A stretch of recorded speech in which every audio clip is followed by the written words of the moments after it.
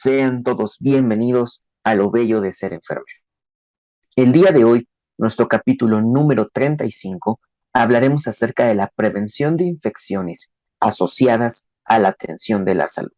Iniciaremos, como todas las semanas, y ustedes ya lo sabrán, con una frase, ¿no? Una frase que elegimos al azar y en este caso, pues es una frase anónima que menciona, no se trata de ser todos iguales, sino de aprender a respetar las diferencias. Y ese es el lema que vamos a tocar esta semana para nuestro capítulo del podcast y para llevarla a cabo en nuestra vida, ¿no?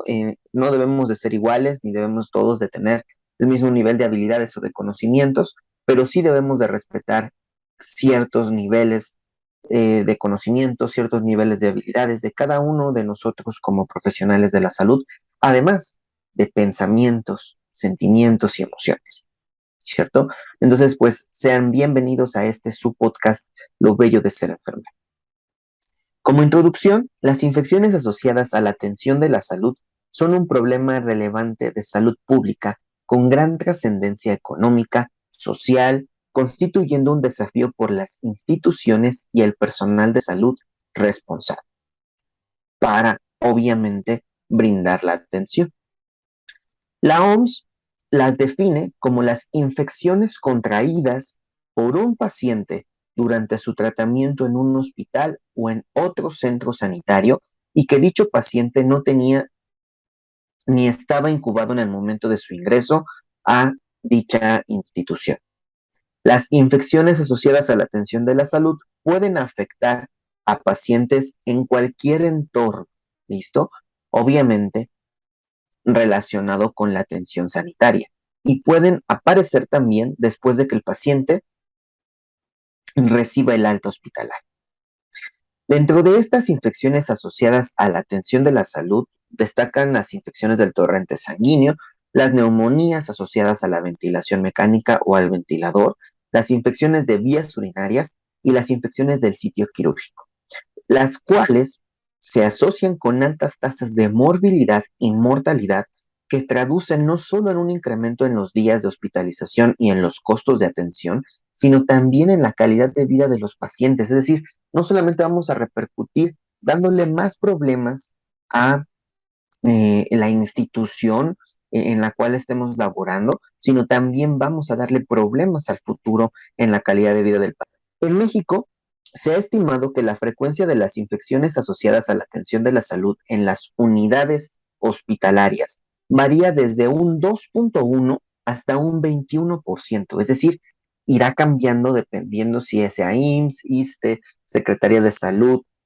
Nacional, Secretaría de Salud de cada uno de los estados, dependerá el tipo de institución, también el tipo de atención que se brinden, pues obviamente la frecuencia de estas infecciones asociadas a la atención de la salud.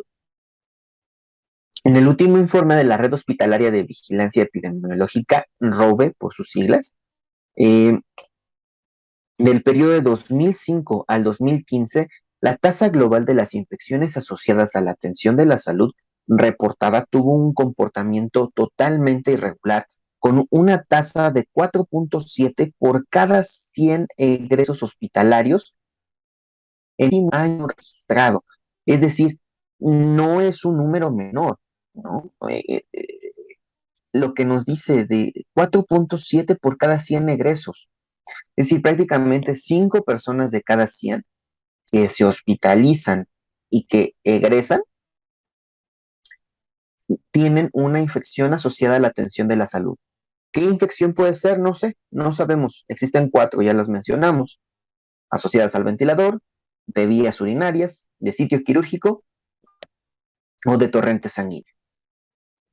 En México contamos con el manual para la implementación de los paquetes de acciones para prevenir la vigilancia de las infecciones asociadas a la atención de la salud, que tiene como objetivo coadyuvar a reducir este tipo de infecciones. Y vamos a revisar el día de hoy en específico, en este capítulo del podcast, cuáles son las recomendaciones que nos brinda. Este manual nos brinda información oportuna, nos recomienda su aplicación en las diferentes unidades de cuidados intensivos primordialmente, de las unidades de atención médica de segundo y tercer nivel de, pues de atención, ¿no? Prácticamente en el Sistema Nacional de Salud. Si bien su antecesor es la norma oficial mexicana 045 de la Secretaría de Salud de la sección 2 del 2005 para la vigilancia epidemiológica, prevención y control de las infecciones nosocomiales, que tiene como objetivo establecer los criterios para la vigilancia, prevención y control de las infecciones asociadas a la atención de la salud en las unidades médicas de nuestro país. También es cierto que debe especificar más acciones concretas y es por eso que se ve complementada con este manual.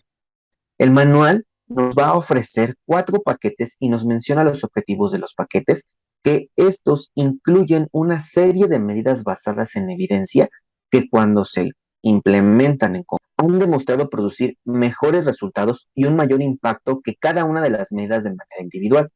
El primer paquete del que nos habla todo este manual es el de acciones para la prevención de infección del torrente sanguíneo asociado al uso de un catéter venoso central. Las recomendaciones internacionales fueron revisadas para entender cuáles eran los factores de riesgo mucho más comunes a nivel internacional asociados a la infección del torrente sanguíneo, secundario a la colocación y al mantenimiento de un catéter venoso central. Y es por eso que este manual nos brinda esa oportunidad de poder entender cómo vamos a manejar esto, ¿no? Entonces, la va a dividir en 2 etapas y vamos a llamar la etapa A, que es el proceso de la inserción del catéter venoso central, y la etapa B, que es el mantenimiento del propio catéter venoso central. ¿Okay? Entonces, en la etapa A, que dijimos es la inserción del catéter venoso central, vamos a enfocarnos en los procesos que ocurren durante la instalación de un catéter, la cual se considera un momento crítico dado que puede ocurrir la colonización de la punta del catéter si no son seguidos los procesos recomendados. Dentro de los elementos del paquete de prevención de infecciones del torrente sanguíneo, que generalmente se incluyen en la literatura para esta etapa, según el manual, son: uno, la higiene de manos, ¿no? Nuestro lavado de manos con agua y con jabón, que nunca va a verse sustituida por el uso de guantes. Dos, el uso de cubrebocas, gorro, bata, guantes y campos estériles, es decir, una técnica de barrera máxima. Y tres, el uso de antisépticos correctos como la clorexidina, más alcohol, por ejemplo, que es la que tiene mejor evidencia, pero también con el que utilicen en su institución, siempre y cuando lo utilicen de la manera correcta. Selección del sitio de inserción del catéter, que puede ser la vena subclavia, que es la que más nos recomiendan en este caso para este tipo de catéteres. Después la yugular y de última opción la femoral, pero son los sitios de inserción más comunes de este catéter venoso central. Ajá. Y también poder hacerlo de la manera correcta, ¿no? Son esos 3 puntos en específico que nos menciona mucho o que hagamos mucho énfasis manual para que tengamos en cuenta. En cuanto al mantenimiento, que es la etapa B, el mantenimiento del catéter venoso central, la segunda etapa ocurre durante todo el periodo del cual el paciente tiene instalado este catéter, debido a que los catéteres venosos centrales interrumpen la barrera de la piel. Cada día supone un incremento en el riesgo de la colonización, formación de biofilm y de infección. Así, las recomendaciones para esta etapa están enfocadas en la reducción del riesgo de colonización del catéter. Dentro de los elementos del paquete de prevención de infecciones de transmisión en el torrente sanguíneo, que generalmente se incluyen en la literatura para esta etapa, destacan, en general, ya después de haber hecho eh, la la inserción y el mantenimiento del catéter. Ahora lo vamos a enfocar en general y es ahí donde viene este paquete de prevenciones. Entonces, nos dice que tenemos algunos puntos en específico que vamos a mencionar, ¿no? En este caso es la revisión cotidiana para verificar el estado del catéter, es decir, el sitio de inserción y la curación del mismo. El retiro de vías innecesarias, aquí hablamos de llaves de 3 vías, pulpitos, tapones que no se requieran, etcétera, ¿no? Higiene de manos y desinfección de los puertos de inyección con alcohol al 70% previo a la manipulación y de 15 a 20 segundos por cada uno de los puertos que vayamos a utilizar para la administración de los fármacos y realizar con técnica séptica el cambio de los puertos de conexión llave de 3 vías, equipos de PVC, etcétera, etcétera, ¿vale? Todo esto también va a estar dentro de los elementos del paquete de prevención que se ven reflejados en el mantenimiento del catéter venoso central. Al mismo tiempo, realizar el cambio del sistema de infusión cada 72 horas en caso de uso con productos sanguíneos o lípidos, como la NPT, pues el reemplazo inmediato del equipo de infusión cuando terminemos de estar administrando los productos sanguíneos o los lípidos. Incluso aquí también involucraríamos, por ejemplo, el Propofol también tiene ciertas especificaciones que van a permitir que nosotros podamos entender o atender un poquito mejor ciertas circunstancias. Entonces, ¿cómo podemos hacer esto del Propofol? Bueno, según las guías que nos menciona el propio producto, nos recomiendan que se modifique el equipo de infusión cada 72 horas, es decir, que se cambie en su totalidad. Y así, pues bueno, vamos a permitir que los equipos estén totalmente permeables y que no haya adherencias innecesarias tanto en los equipos como en los catéteres. Eh, ¿Qué más? ¿Qué más? Realizar la antisepsia, curación en este caso, del sitio de inserción cada 7 días con técnica estéril. Se mantiene la conexión del sistema de infusión en todo momento, ¿no?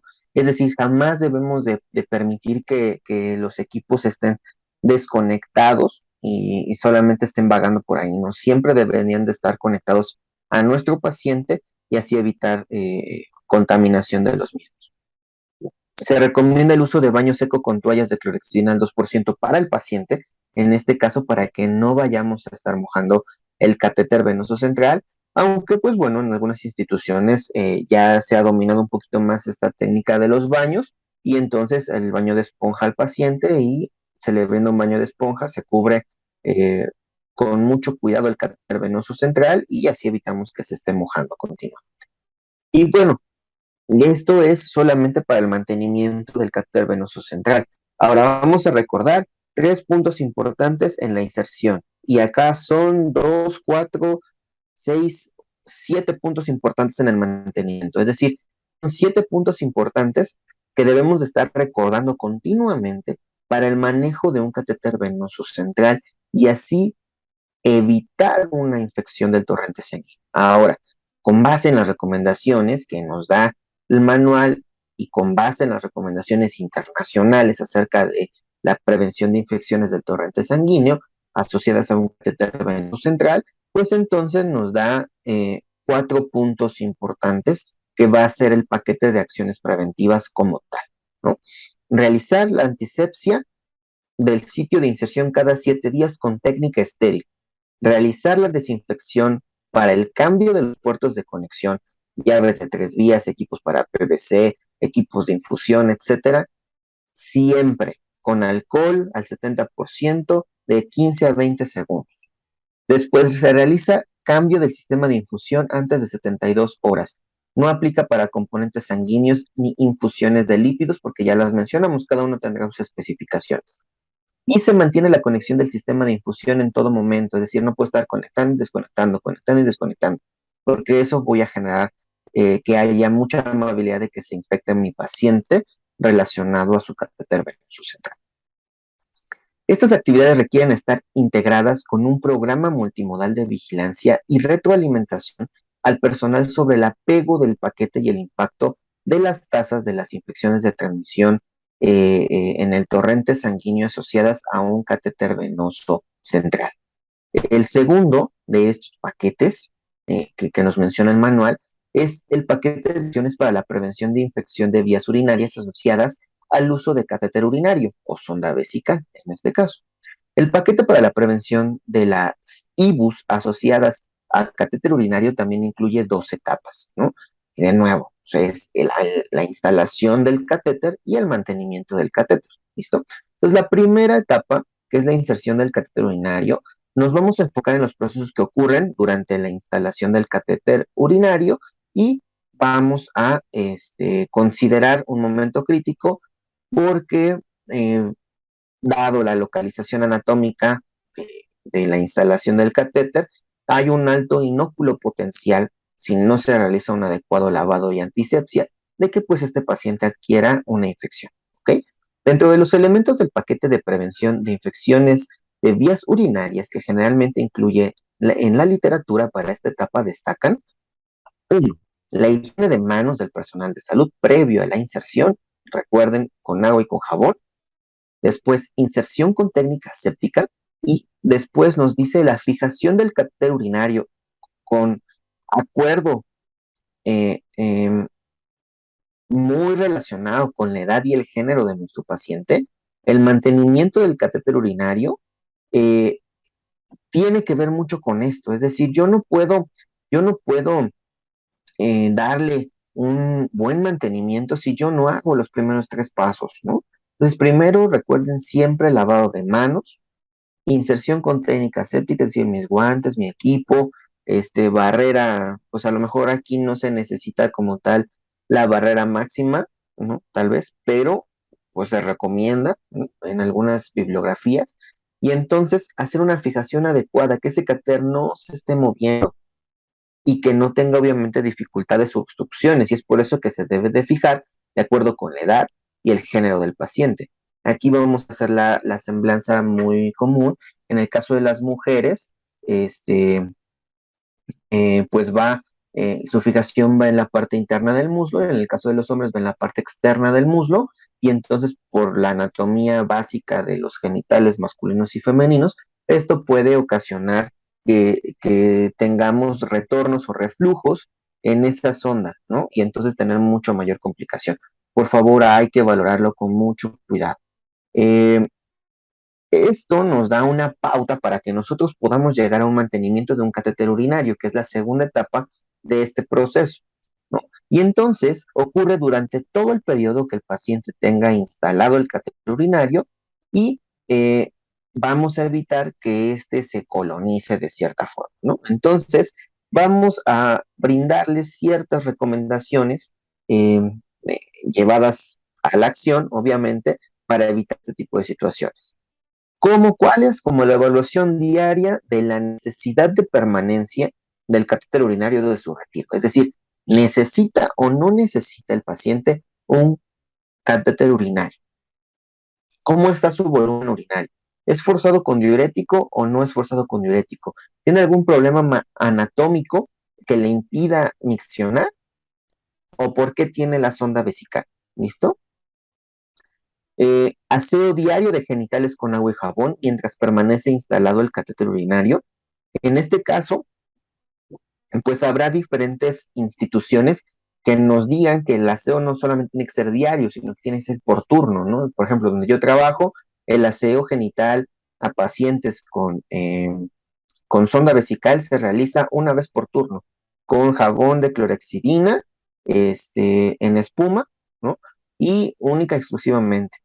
Entonces, si no tuviéramos en este caso, en alguna ocasión no hemos tenido jabón de clorexidina en espuma, utilizamos el jabón de clorexidina convencional, bien diluido, formando una espuma con gasas, y hacer el aseo, ¿no?, correcto de los genitales. Entonces es importante que podamos hacerlo así. Mantener la línea de drenaje libre de obstrucción, ¿no? También va a ser importante. Mantener la bolsa colectora por debajo del nivel de la vejiga, sin tocar el suelo, y mantener el sistema sin desconexiones en todo momento. Estas actividades requieren estar integradas en un programa multimodal de vigilancia y retroalimentación al personal sobre el apego y el impacto de las tasas de las infecciones de vías urinarias asociadas a catéter urinario, y que nos debe de brindar cada una de nuestras instituciones. Yo sé que a veces es tedioso que nos están repitiendo lo mismo y lo mismo y lo mismo. Sin embargo, lo siguen haciendo y lo siguen repitiendo porque sigue existiendo el riesgo de la infección de vías urinarias asociadas a la utilización de un catéter urinario. ¿Ok? De acuerdo con la evidencia internacional y todo lo que se ha revisado para hacer este manual, pues ellos nos brindan una serie de acciones específicas para prevenir las infecciones de vías urinarias asociadas al catéter urinario, y son cinco en este caso. La número 1 dice realizar la fijación del catéter urinario de acuerdo con la edad y género de nuestro paciente. La número 2 es se realiza diariamente la higiene de genitales con agua y jabón mientras permanece instalado el catéter urinario. La número 3 es la línea de drenaje se encuentra libre de obstrucción. La número 4, la bolsa colectora se encuentra por debajo del nivel de la vejiga sin tocar el suelo. La número 5, se mantiene el sistema con válvula antirreflujo y sin desconexiones en todo momento. Entonces, estos son los 5 puntos importantes em, que nos da a entender esto, ¿no? Este manual para que nosotros podamos prevenir las infecciones de vías urinarias asociadas al catéter urinario. Ahora vamos a continuar con el tercer paquete. El tercer paquete de acciones para la prevención de infecciones son asociadas al ventilador. Y aquí lo vamos a englobar en una sola infección respiratoria, que serían las neumonías. En este caso, neumonías asociadas a ventilación mecánica o al ventilador. Los elementos recomendados en la literatura para la prevención de las neumonías asociadas a ventilador, pues son o incluyen la higiene de manos, de nuevo, como siempre, del personal, el uso de guantes y cubrebocas, eso lo pone en el primer punto. El punto número 2 dice elevar la cabecera de 30 a 45 grados en pacientes adultos y de 10 a 15 grados en pacientes neonatos. El número 3 dice, cuando se utiliza una cánula endotraqueal con globo, inflarlo a su capacidad para mantener la presión de perfusión capilar de la mucosa entre 20 hasta 30 centímetros de agua o 18 a 22 milímetros de mercurio, logrando un adecuado neumotaponamiento y cumpliendo varias funciones. Este neumotaponamiento permite mantener niveles de presión positiva, evita la aspiración de secreciones de la vía superior y o desde el tracto digestivo y evita el riesgo de extubación en el otro extremo de la necrosis o en el otro extremo la necrosis traqueal, perdón. Entonces, el neumotaponamiento es bien importante. Si nosotros no damos un buen neumotaponamiento cuando mi paciente está intubado y tiene globo, su cánula orotraqueal, vamos a tener complicaciones, como cuáles, ya dijimos, con riesgo de extubación o el otro extremo, la necrosis. Si yo inflo de más el globo, no voy a permitir que tenga una buena perfusión, la capilaridad de la tráquea, de las mucosas que se encuentran allí, y por lo tanto se van a inflamar tanto que van a ocasionar que llegue un momento en el cual no haya una buena perfusión, una buena alimentación de oxígeno, nutrientes, y esto genera una necrosis. Y vamos a tener problemas importantes, sobre todo en aquellos pacientes que tengan ventilación mecánica prolongada. ¿Ok? Entonces, bien importante, por favor, ténganlo en cuenta. Cuando nosotros utilizamos un neumotaponamiento, tampoco es de que agarremos una jeringa de 10 e inflemos el globo con 10 centímetros de aire.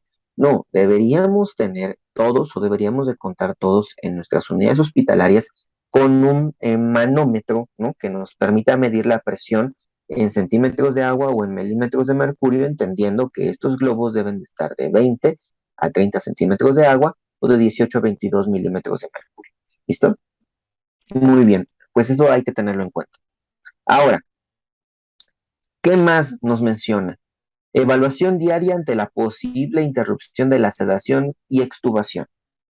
¿El paciente realmente necesita estar completamente sedado? ¿El paciente realmente necesita el tubo endotraqueal? ¿O ya es momento de comenzar a progresar la ventilación mecánica? ¿No? Estar en constante comunicación con el personal médico, con el personal de inhaloterapia, ¿no? Y también obviamente nosotros, enfermería, con nuestros compañeros de turno, están constante comunicación para que podamos entender el progreso de nuestro paciente, ¿listo? También eso va a ser bien importante. Aseo oral, clorexidina al 0.12% o solución fisiológica al 0.9% es lo que podemos utilizar, ya sea en niños con la solución fisiológica o en adultos, pues sí podemos utilizar la clorexidina. Drenaje de secreciones endotraqueales con sistema cerrado, ¿no?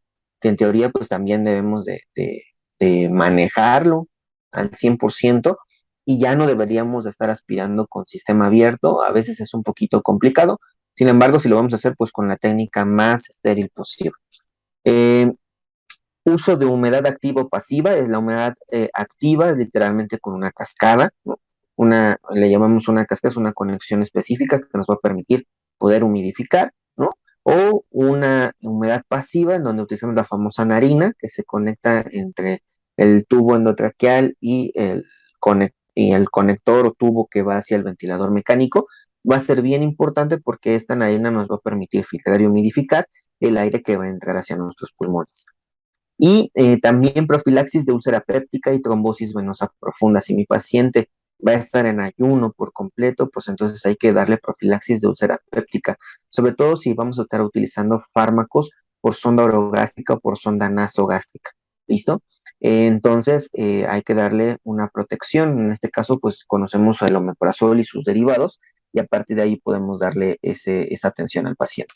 Y la trombosis venosa profunda, pues obviamente con nuestras medias de compresión de mediana a alta compresión o con nuestras medias de compresión neumáticas, ¿no? Que esas ya dan la compresión exacta que necesita el paciente durante ciertos procesos en los cuales se van inflando y se van desinflando y permiten que las válvulas venosas tengan una buena funcionalidad y retornen la sangre hacia los lugares a los que tiene que ir y no se empiece a fugar por aumento de presión hidrostática hacia el tercer espacio y causan un edema innecesario, ¿no? Y que este edema nos impida detectar a tiempo una trombosis venosa periférica o una trombosis venosa profunda, que puede ser la mayor complicación, ¿no? Entonces, mucho cuidado. Al mismo tiempo, si el paciente no va a estar movilizándose por mucho tiempo, pues se recomienda, aunque sea anticoagularlo con una mínima dosis, para que también tengamos o evitemos complicaciones. Estas recomendaciones se asocian o se acompañan de la desinfección y mantenimiento del equipo. eh, Requieren estar integradas en un protocolo, en un programa multimodal de vigilancia y retroalimentación al personal sobre el apego y el impacto de las tasas de las neumonías asociadas a ventilación. Y la evidencia internacional, como en los puntos anteriores, pues nos da a entender que debemos implementar y evaluar el cumplimiento del siguiente paquete de acciones para la prevención de neumonías asociadas a ventilador que nos brinda manual, ¿no? En el cual vamos a desglosar 6 puntos importantes. De lo que ya hemos mencionado, vamos a coger 6 puntos que van a ser cruciales. Posición número 1, posición de la cama de 30 a 45 grados en adultos y de 10 a 15 grados en neonatos. Evaluación diaria ante la posible interrupción de la sedación. ¿Ok? 3. Realizar la aspiración de secreciones endotraqueales con el correcto uso del sistema cerrado. 4. Se realiza evaluación diaria ante la posibilidad del destete, ¿ok?, de la ventilación mecánica. 5. Se realiza cepillado o enjuague con clorexidina al 0.12% o solución salina al 0.9% para adultos y solución fisiológica o agua bidestilada para los neonatos, ¿no? Por la acidez y los componentes de la clorexidina, pues nos evitamos tener alguna complicación con los neonatos, ¿no? Con los pediátricos chiquitos. Entonces vamos a utilizar con ellos mejor solución fisiológica o agua bidestilada, lo que esté más cercano a la osmolaridad de las mucosas, de la sangre, etcétera, de nuestro paciente. Y 6, se aplica el uso de humedad activa con una unidad de humedad o la famosa cascada, como les mencionaba, o la humedad pasiva, que son los filtros humidificadores bacterianos, antibacterianos, de alta eficiencia o las narinas, que les mencionaba, de acuerdo con las características del tipo utilizado que nosotros tengamos en cada una de nuestras unidades. Y el cuarto es el paquete de acciones para la prevención de infección del sitio quirúrgico. Y este último paquete, pues obviamente nos va a hablar de diferentes heridas quirúrgicas, pero que todas tienen el riesgo de poderse infectar, ¿no? Y dentro de esto, ellos nos mencionan, nos describen que hay ciertas actividades que la literatura menciona muy arraigado para poder prevenir este tipo de infecciones, como cual el uso de la barrera máxima cuando estemos con un paciente con una herida quirúrgica. La administración de antibióticos profilácticos adecuados en tiempo y dosis, ¿no? Es decir, antes de la cirugía y en el proceso que tenga que ir de cada 6, cada 8 horas y con las dosis correctas y el número de dosis correctas.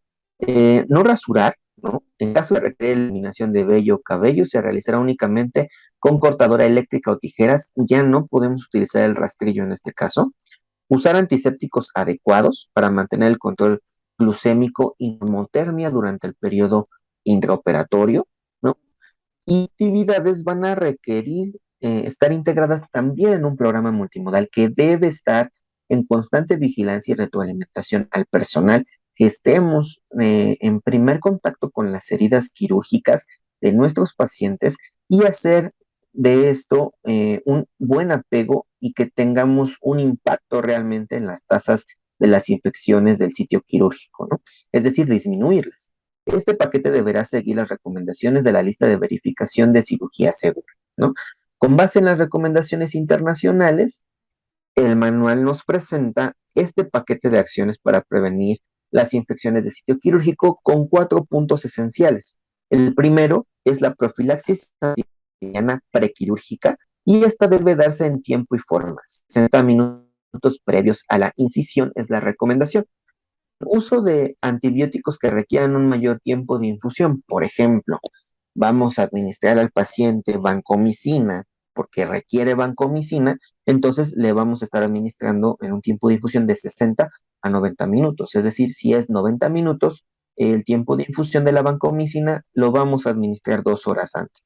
¿Ok? Es decir, eh, 120 minutos antes de la intervención quirúrgica. Si es en 60 minutos, 120 minutos antes de la intervención quirúrgica. La idea es que ya se haya comenzado a distribuir y a metabolizarse este antibiótico para que comience a funcionar si es que hay algo por allí que esté latente en el paciente y tengamos una buena profilaxis antibiótica. Se deberán de respetar los protocolos de infusión segura, como ya se mencionaron en el primer punto, en los cuidados del catéter venoso central con la desinfección de los puertos de infusión, dejar el equipo conectado en todo momento, etcétera, etcétera, ¿vale? Entonces, tener mucho cuidado con eso.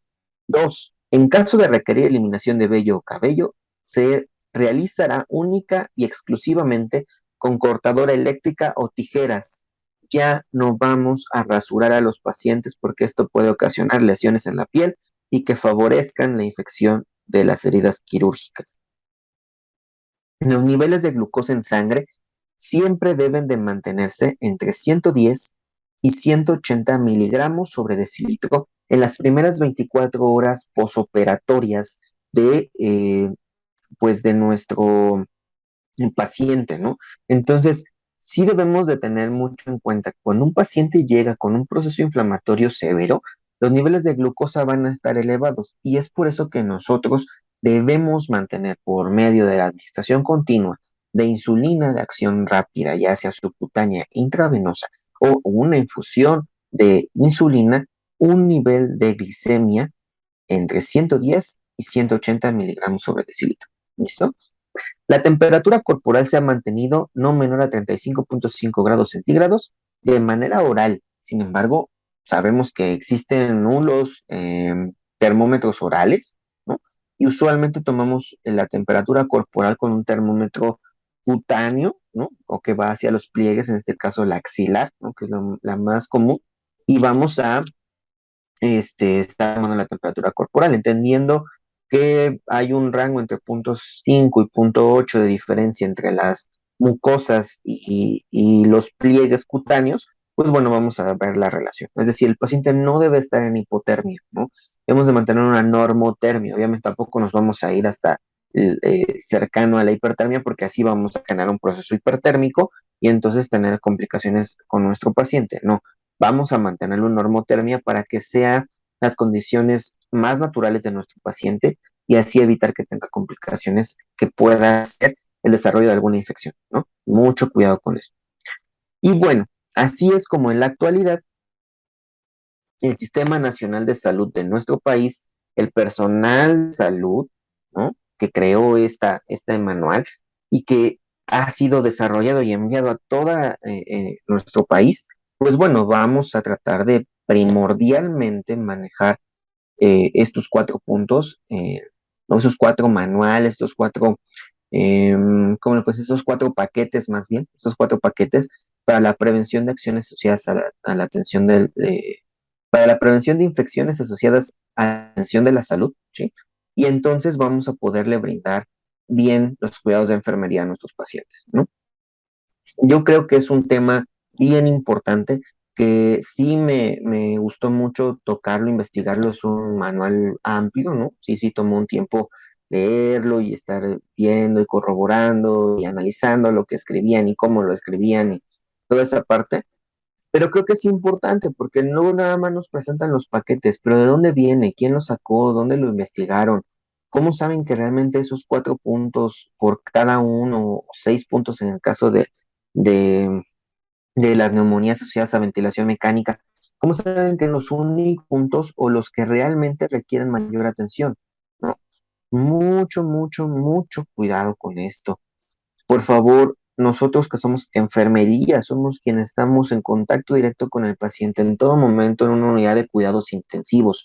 Por favor, sigan las recomendaciones que nos dan este manual y estos 4 paquetes y van a ver que de verdad la tasa en nuestros hospitales va a disminuir, ¿no? Haciéndolo uno, lo podemos hacer todos, lo podemos replicar, podemos hacer un comentario con nuestros compañeros. Oye, ¿sabes qué? Vi que esto lo está haciendo de esta forma. Sin embargo, actualmente existe este paquete si es que no lo conoce, ¿no? Y entonces que entienda que necesitamos hacer esos 4 puntos para disminuir el impacto, no a nivel salud, político, económico, ¿no? Sino el impacto a nivel económico, social y al estilo de vida y calidad de vida de nuestro paciente en un futuro, ¿no? Obviamente, entre más riesgos tenga el paciente, más riesgos tiene de que aumente su mortalidad, ¿no? Entonces, mucho cuidado con eso. Hasta aquí el tema del día de hoy. Sigan con nosotros en nuestras redes sociales, en todas las plataformas como Spotify, Google Podcast, Apple Podcast, Anchor, Web Browser, Amazon Music, iHeartRadio y obviamente en la plataforma YouTube y también nuestras redes sociales como lo son Facebook, Instagram, TikTok. Lo bello de ser enfermero, nos pueden encontrar en todos lados así, lo bello de ser enfermero. Y estaremos ahí al pendiente de sus comentarios, sus dudas, sus preguntas. Por favor, denle manita arriba al video, denle like, suscríbanse, activen la campanita para que les llegue la notificación de que se subió un nuevo video. Por favor, se los agradecería muchísimo, es bien necesario.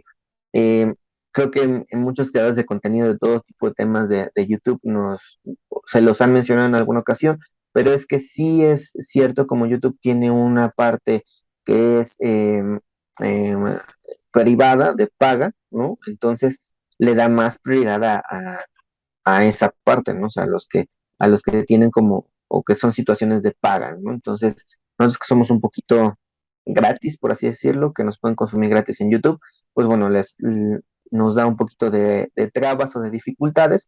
Entonces, por favor, denle like, compartan, activen la campanita, dejen un comentario si es posible. Nos vemos la siguiente semana y cuídense. Hasta la próxima. El siguiente capítulo, el número 36, hablaremos acerca de la metodología SAER y cómo se utiliza en la entrega y recepción de un turno. Nos vemos.